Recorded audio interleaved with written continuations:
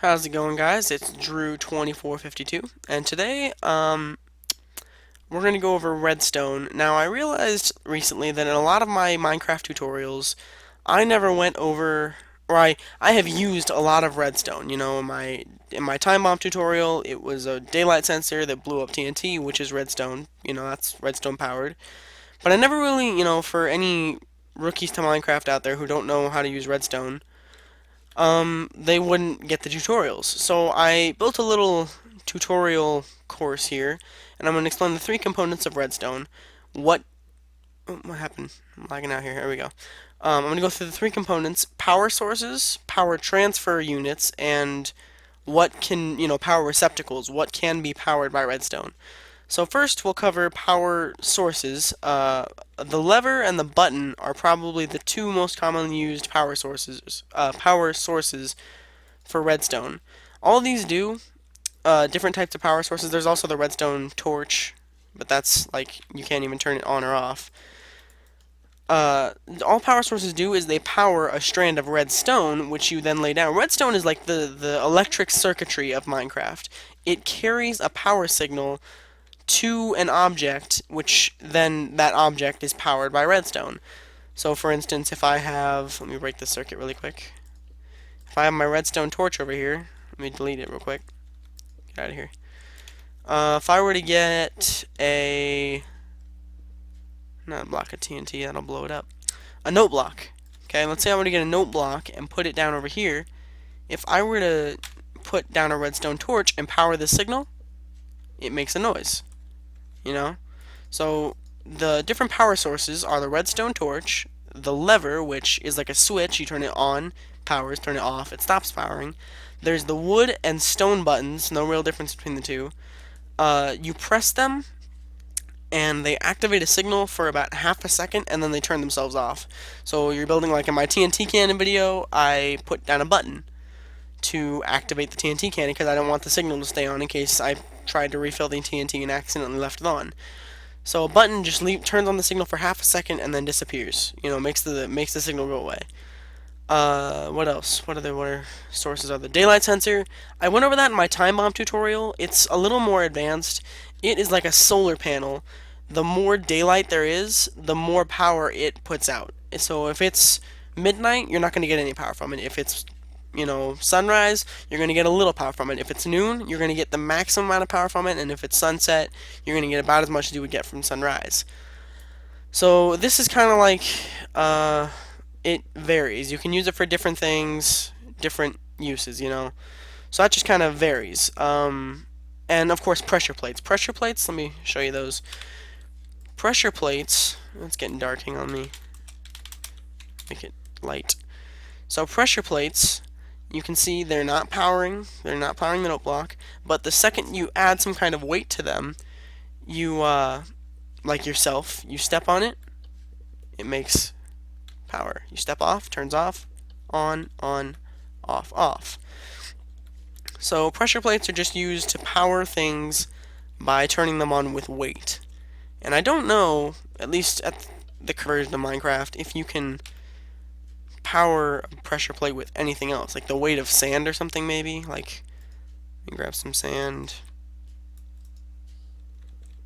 Yeah, no. So you're the only thing that can power a pressure plate. Only you or like a mob. A mob, like a zombie or something. That's why they're bad to have on the outside of a house. Because if a zombie were to be wandering around outside and happen to step on your pressure plate outside, the door would open to your house and it would get in. So that's why it's bad to have them on the outside, but good to have them on the inside. Um, so those are all the things that can power redstone and redstone devices. Yeah, you don't. That's the other thing. You don't need a circuit to power that note block. Like if I were to add another note block right here, and then just put a lever right next to it, still works. And of course, there's always the manual option of just smacking it. But you don't need the circuit. It's only for things that are spread out. So those are things that can power redstone. Now, the basic unit of stuff that is, carried over by redstone. Let me no. Let me reconnect the circuit. So the basic transfer unit of redstone is a redstone, just redstone itself. and you put it down and it carries the power signal a certain distance and that powers things. But let's say I get way out here, and let me delete this real quick and fill it up, fill that. So you'll see my power signal gets dimmer, dimmer, dimmer, and at this point, right about here, it just totally stops. It's not lit up anymore. That's because a power signal only carries so far before it dies. Now to fix this, you get what's called a redstone repeater. It looks like what I have highlighted right there. And you want to make sure you're facing in the direction the power signal is traveling. Like if I put it this way, nothing happens because I'm facing the wrong way. But if I put it this way, all of a sudden the power signal is doubled, and you see it keep going on. And I have another one down here. So that's what can transfer power. And also on a side note, you can do this to redstone repeaters. I know that has a use for certain things. I'm not totally sure what. You can do your own research, figure that out.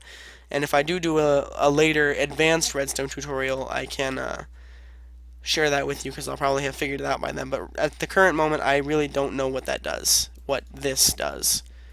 I know when you're building TNT cannons, it can raise or lower the power of the TNT being blasted, but that's about all I know. I know it doesn't strengthen or weaken your signal, so I don't know. But play around with it if you want. Anyway, that's what you can use to transfer power signals. Now we're going to go over the final component, what can be powered by redstone. This is a dispenser as an example. So let's say I break this signal, and I open up my dispenser, and I put a slime ball in there, and then I put my redstone back. It's powered. So dispensers can be powered by redstone. Anything mechanical really can be powered by redstone. So we'll go over the list real quick. Pistons, I'll show you those really quick. And you saw the note block obviously down there can be powered by redstone. Pistons, let me face that upward. You know what? Let me break these.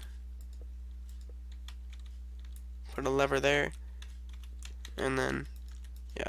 So pistons are objects that when they're powered, they push blocks up or down or left or right or wherever. So let's say I wanted to take this sand and I wanted to raise it up.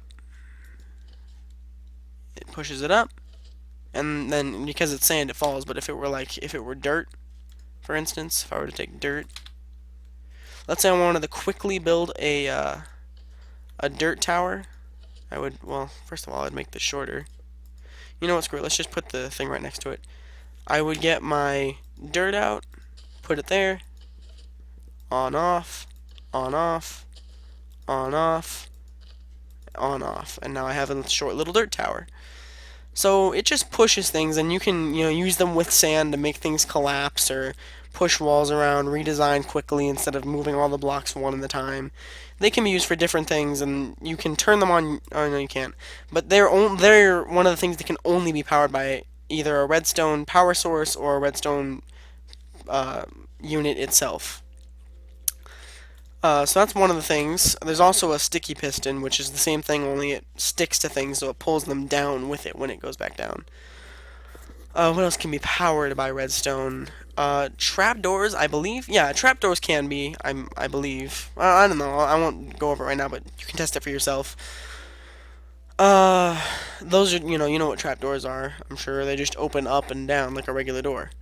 Doors. Now here's the difference between a wooden door and an iron door. A wooden door can be opened by right-clicking it or by a redstone power signal. An iron door can only be opened by a redstone power signal. So let's reconnect this here. Oh, I gotta add a repeater. See how it died there? Add a repeater and it's good to go. Okay, we'll get rid of that. So you'll see here. See, now it's open. And actually, yeah, that's what I was going to do, huh? So you'll see I have a button on the wall next to the door. If I try and right-click it, it won't open, unlike a wooden door. But if I right-click the button, it opens, and then because it's a button, it closes right after. So open, close. And that's good for, like, if you want to have a one-way entrance to a building only. You can put, like, pretend this is the inside of the building. Who's there? Password. You're welcome in. Get in here. So yeah, that's, is there anything else? Is there anything else I haven't covered? TNT, obviously. I won't go over that because it'll make a big hole. Well, you know what? Why not? Well, we don't need to go over that. Um, so yeah, both doors, although the iron doors, it can only be powered by redstone.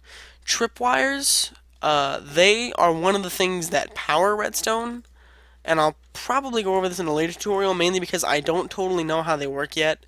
I know if you I already have like a failed example set up here, but I know somehow you connect two of them, and maybe like I drag a line from it. I really don't know how it works. Maybe I really don't know. It confuses me. But all I know is that it's a thing where there's a line. Normally, there's a line between the two, and if you walk through the line, obviously it activates a redstone signal. Like, let's say, I know a lot of them, you can find them in jungle temples naturally spawning, where if you cross the line, it activates the dispenser and shoots you with an arrow and kills you. But yeah, those are the basic things that, basic components of redstone. Power sources, power transfer units, and things that can be powered by redstone. So yeah, for all you Minecraft rookies out there, I hope you enjoyed this video. I hope it was helpful to you. Um, and yeah, if it was helpful to you, leave a like, comment it, favorite it, and as always, subscribe. Thanks for watching. I'll see you later.